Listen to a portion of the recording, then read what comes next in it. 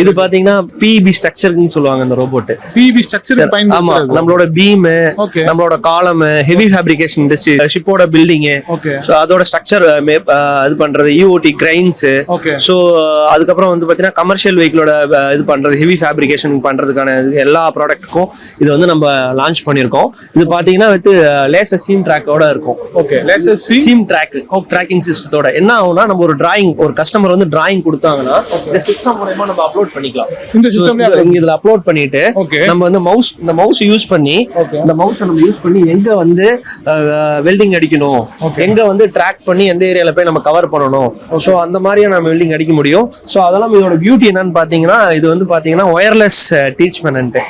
இது வந்து பாத்தீங்கன்னா டச் பிளஸ் பேடு, டச் நம்ம வந்து ஃபுல்லாவே சிஸ்டத்துல யூஸ் பண்ணிக்கலாம். ஓகே, சோ நம்மளுக்கு வந்து கேபிள் எதுவுமே தேவையில்ல. இதுல அதெல்லாம் ஒயர்லெஸ், இது மேக்னெட் பேஸ் கீழ இருக்கும், மேக்னெட் மவுண்டோட இருக்கும், நீங்க ஒட்டினா ஒட்டிக்கும்.